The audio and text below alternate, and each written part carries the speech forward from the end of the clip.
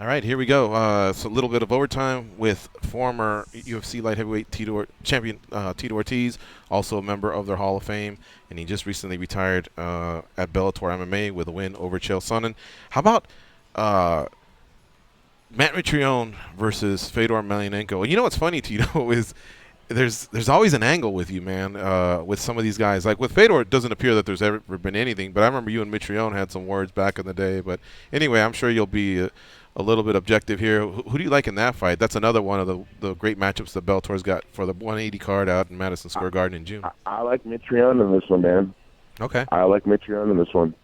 And you know what? I'd have to say I respect Mitrione because we had our words, and it wasn't publicly words. We had words face to face, and we were almost going to fight each other, street style, man, with no, not in the cage at all. We had our words against each other, and he realized he made a bad decision of some things he said towards me. A couple months later, after one of his fights, he came over to me and he apologized to me. He said, "You know what? I was in the wrong. I shouldn't have said what I said, and I apologize for that." And I'm very, very respectful towards him for doing something like that. It takes a big man to do that. He did that, and we kind of crushed it, pushed it behind us, and it goes all the way back to going to England. When he fought in England, he knocked out, I'm not sure the guy's name, who he knocked out when he fought in England for Bellator. Ollie Thompson. But yes, there you go, Liam Thompson. And I kind of put his son under my wing, kind of watched over him. I was in the press conference, and I think he took that. And me and Mitrione, we're in a good place with each other. So I would like to see him win. I know he had a little problem with his appendix his last time, getting him taken out, or kidney stones. What was it? It was kidney stone. Yeah. Man, don't drink cranberry juice. That stuff happens.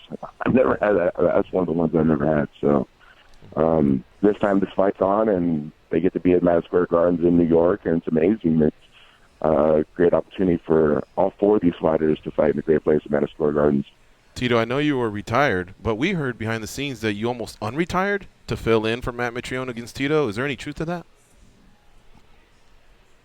There was some truth to that. I looked over at Scott Coker. It was probably about 2 hours before the fight, and he said, "You know what? If you would have told me 3 hours ago, we would be working on it." But there was some truth to that, and I said, "The hell with it." I was in fight shape at that time. It was only like 3 weeks after my fight, and I was still in fight shape.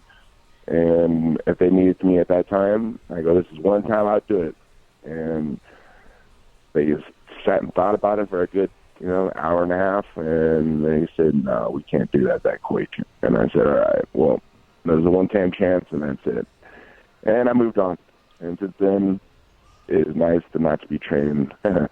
People don't understand how hard we train and how much time we put into it. We do 3 days, Monday, Wednesday, Fridays. 4 days on Tuesday, Thursdays, 2 days on Saturdays. To go to maybe twice a week now is great. It's wonderful. It's I don't know. It's just it's so much relaxation away from the physical work. My brain's able to chill and relax, and study more scripts and use my brains and not my brawns. I'm very, very thankful. I have such a big head now. I can use the brains that are in it. MMA Junkie Radio. MMA Junkie Radio. MMA Junkie Radio.